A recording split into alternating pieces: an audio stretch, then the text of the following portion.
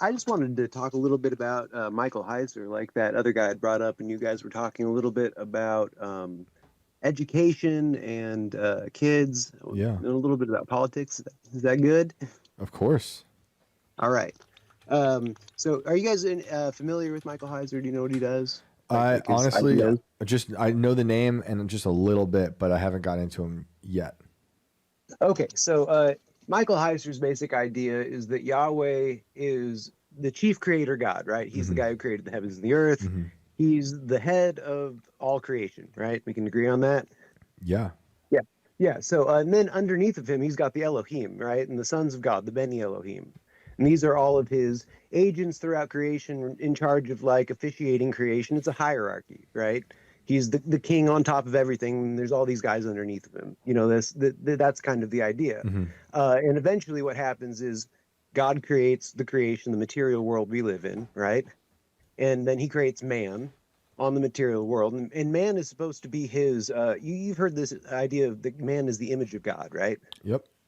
So like that idea is that man is the icon of God. That's the word they use in Greek. It's the same word as like an idol statue. Hmm. He's the representation of God's will into creation, right?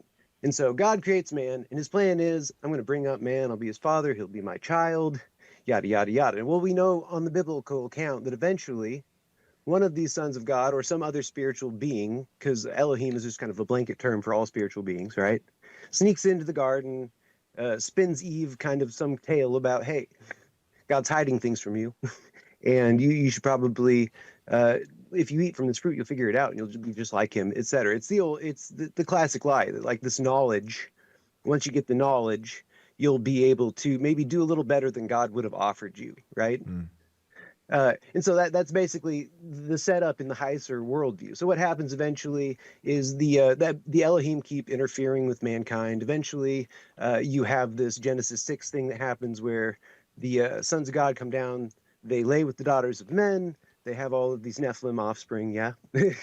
And the Nephilim offspring teach mankind, according to the Book of Enoch. Nephilim offspring teach them all these arts, all these different ways of. It's kind of like magic because man Hmm. didn't know metallurgy, right?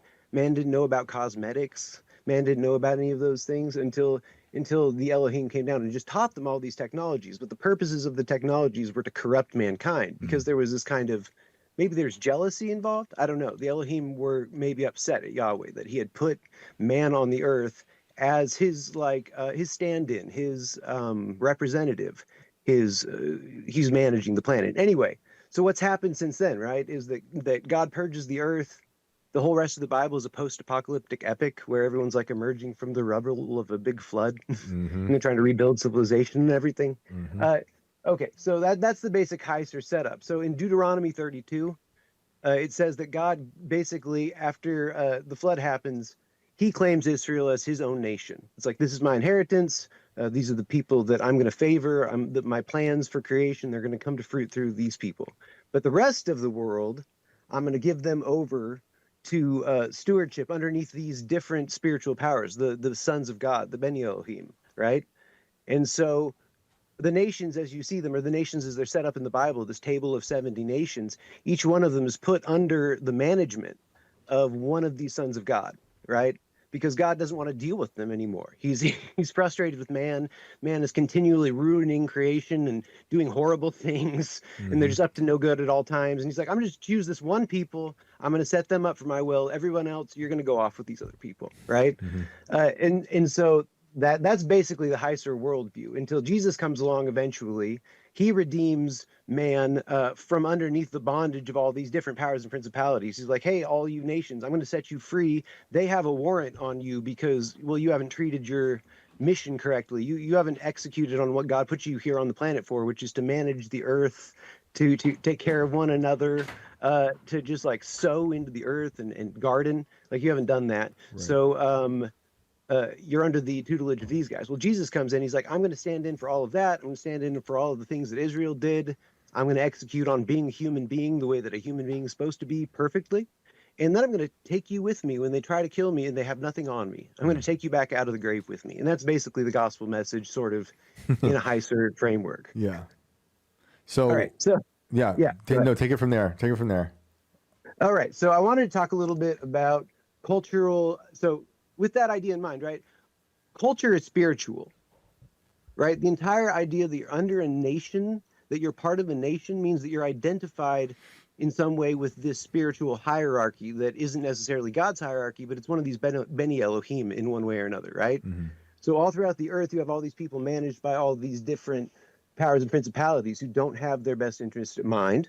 And maybe they might be trying to invade. Shane, do you ever think about that? They might be trying to invade the planet.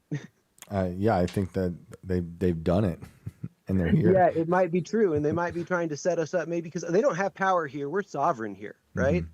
God gave this place to us. This is our place. I think they've invaded though, and they've tricked people to destroy ourselves, in under the guise of like their control without them doing it. They turned it on ourselves. Absolutely, because it's the same. It's the Luciferian premise. It's like, hey, I'll give you some knowledge. I'll make things more convenient. I'll make it easier. You'll have more fun.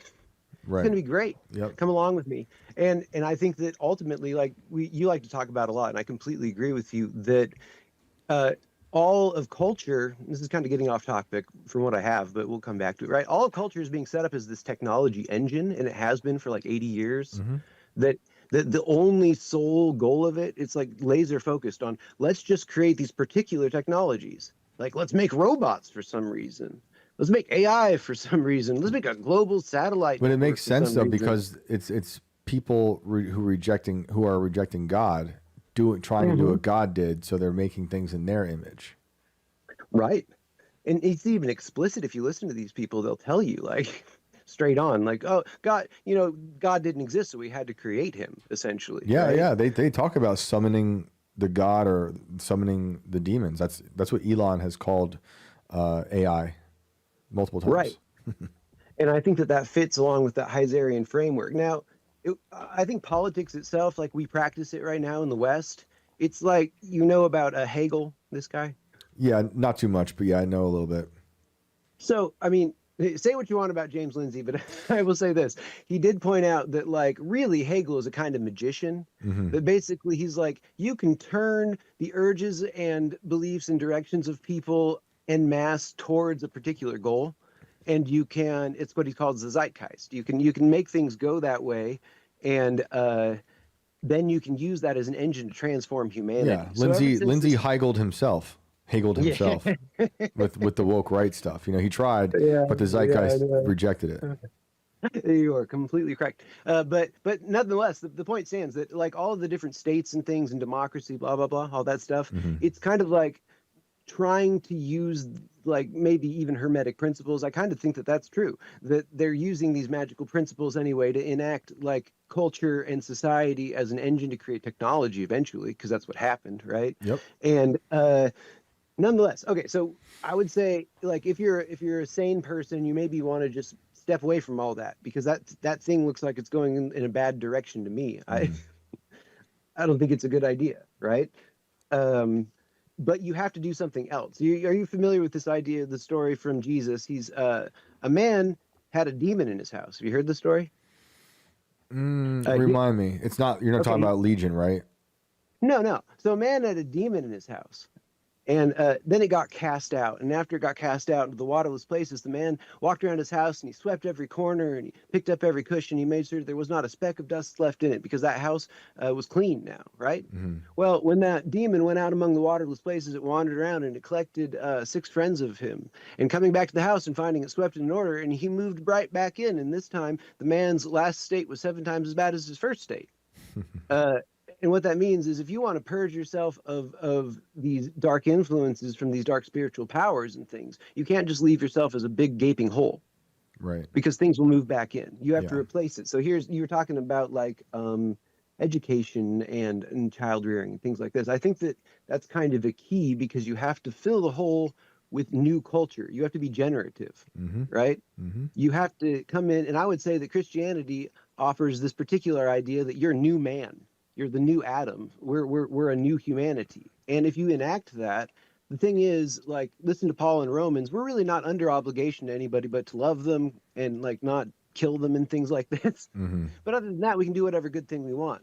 So we can make our own culture. And that starts with the way that you raise your children. I think about right now, there are kindergartners coming in who were born in 2020, and I've Yep. seen some of them, and Yep. they're I hale and have hardy. one. I have one Yeah, myself. My second. It's crazy. hale and hardy. Yeah, a Oh stock yeah. human being. Yeah. I mean, yeah. The lockdown babies are insane. Yes, Mine especially from is. people. Yeah, But no, I think especially you're for right. people That's a who. great point about being generative. And Right, that is it's the antithesis to the technocrats who are trying to build a world that is like a false generative world because it right, generates itself through the technology. It's like 3D printers making 3D printers, and it's just there's no legacy and everything collapses in on itself and culture's dead. Whereas what you're right. talking about is humans making humans, creating a better future through that. And that's where real legacy is. And they can go and innovate. I'm not anti-innovation. I'm not anti-technology, but I am anti everyone being replaced by mass autonomy that is Right. soulless. Still there? And also, yeah. And also, like where you were going at earlier when we did that speed run through the Bible. Yeah. Like we didn't even talk about Babel, right? Like Right. Babel is. I think we're at Babel right now. Right. Well, you know what Babel is. Why did they build a tower after a flood, do you think? Well, it was to reach the heavens, but also it's probably survival from a flood again. But they didn't Yeah. believe God's pact, his word Right. about not doing it again. They said, so our names won't be blotted off the face of the earth.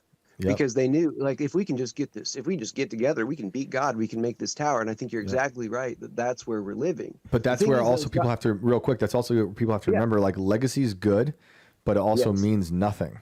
So you want to make good things and build strong things that last in the future, but also the material world is meaningless to a degree. You want your kids to have a good world and have a nice life, but you can't determine your wealth based on, I just want my name etched on this stone forever, because none of that your really wealth means is your anything. people. Yeah. The wealth is that's what Jesus came to do. He was like, I want to make a people. Like my Yeah. wealth, my inheritance. That's why he said you'll go on and do greater things than I did. Yep. Because he was like the first man. And he came out and he's like, come and be people with me.